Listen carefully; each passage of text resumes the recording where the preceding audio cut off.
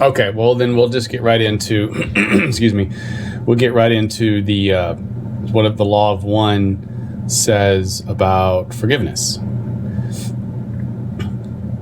The first thing we have to understand, I think, is this idea of inertia, because Ra in the law of one talks about inertia. And inertia is whatever is set in motion, it'll just keep going in that exact motion, stays in motion, and it stays in motion until it stops. Whatever stays at rest kind of stays at rest. So inertia seems to be the status quo of something, whether it's moving or whether it's not moving. And Ra states very clearly that the only thing that stops the inertia of karma is forgiveness. And then we might want to ask, well, what is the inertia that it's stopping? And as far as I can see, it's originating from the closed lower chakra triad of bellicosity. It's a particular problem with, I think, humanity in general, and has been, is this idea of having warlike attitudes towards each other, pitting each other over and against each other, and scapegoating. So it's, you're over there, I'm over here, you're the problem. And this could be true for the micro and the macro, of course.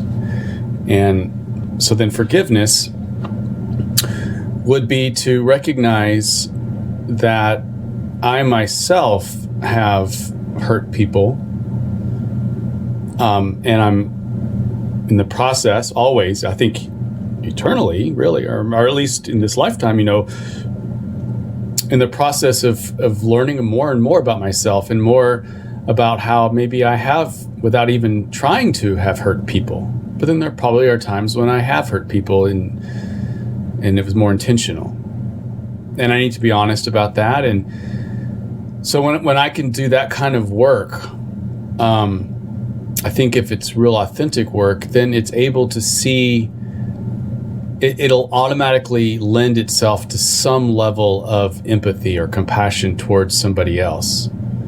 Because if I see that I have done things, and maybe I wasn't even aware of them at the time, but now in the hindsight can see that my actions were not helpful and they really did hurt somebody, then I can see somebody else with a little bit more empathy and compassion, because maybe they did something that if they had a fuller sense of what they were actually doing, and definitely more self-awareness, that they probably wouldn't have chosen to do that. Hurt people, that kind of thing. So the inertia would be the bellicosity and continuing to transmit negativity from one to the other via the mechanism of scapegoating and blaming. And the forgiveness is to see in myself the own speck in my eye and forgive myself, ask for forgiveness, but then also forgive another person insofar as I'm seeing them holistically. Whatever heinous thing they've done, it wasn't just something that emerged from a vacuum. There was a series of ways in which they felt like that was okay. I may strongly disagree. I may have to set boundaries. All of these things might be true. I may have to really make a safety plan for myself or for other people. But my position as I look upon them is going to shift. And the way it's an internal shift.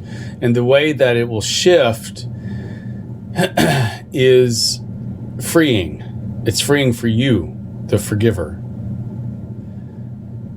Because the karmic cords, that connection, that energetic connection, that quantum entanglement that exists then between you and them is the dynamic has shifted from one of anger and resentment and fear and all of these very human things that have their place for sure.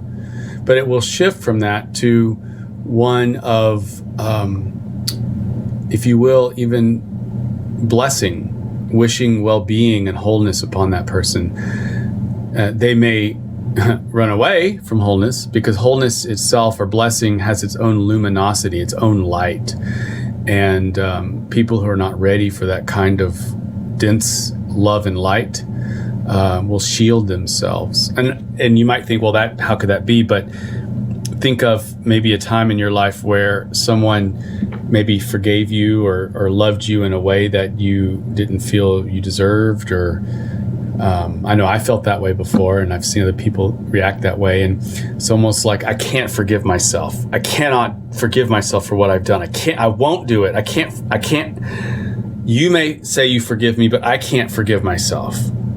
And so there's a way that not even being able to do that for myself is a kind of closing off the self from the luminosity or the light of wholeness.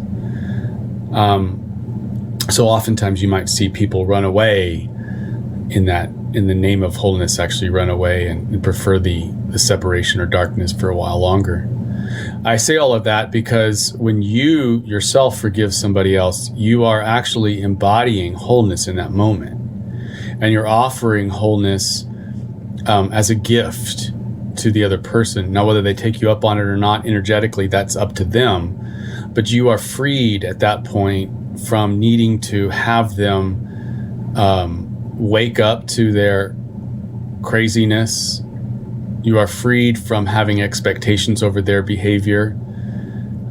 You are freed from them having to pay a debt, really.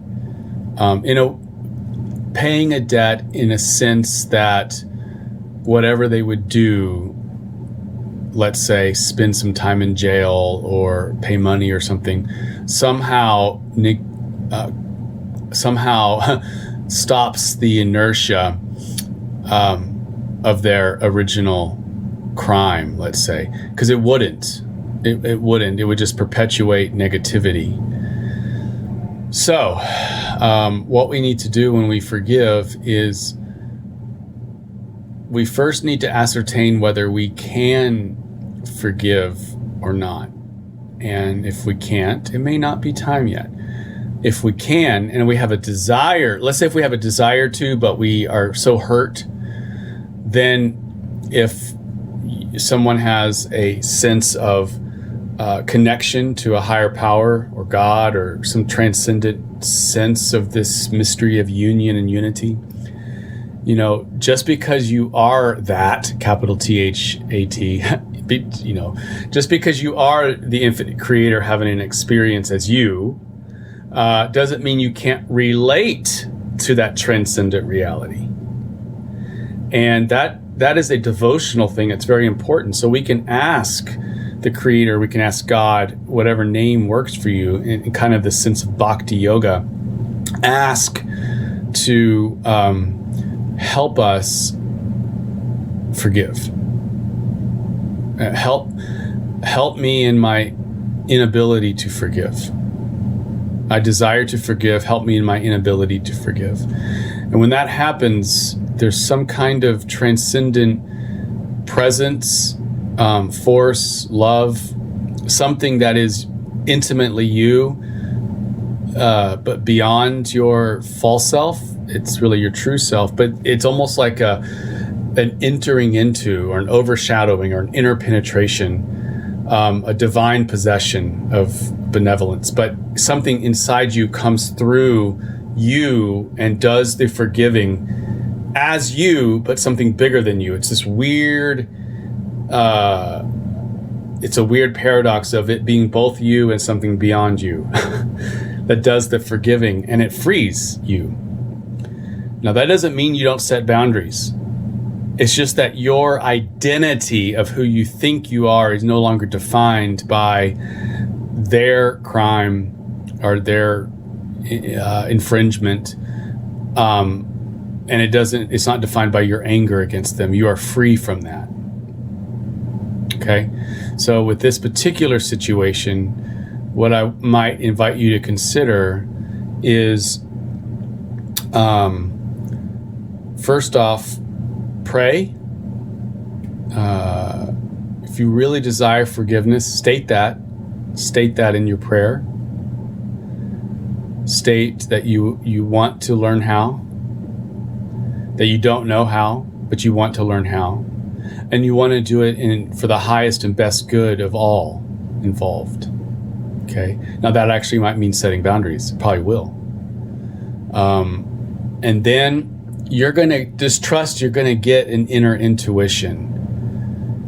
But it's going to be something along the lines of taking a quick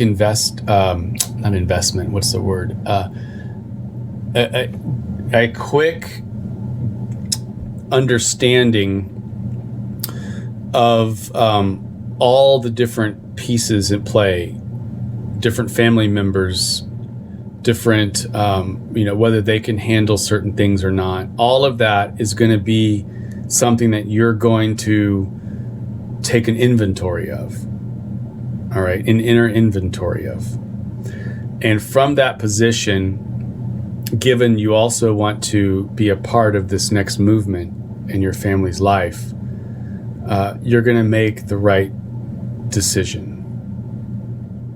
And just trust that your will to forgive at the highest level of integrity, to find freedom for the highest and greatest good of all involved, just trust and your surrender into this higher benevolent power.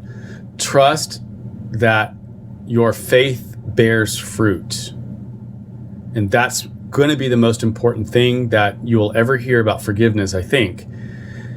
And then the next important thing, of course, is what do you actually do? But the most important thing, and this is somebody told me, of course, is the attitude that I'm taking towards the situation in a macro, as holistic as possible. What are your thoughts?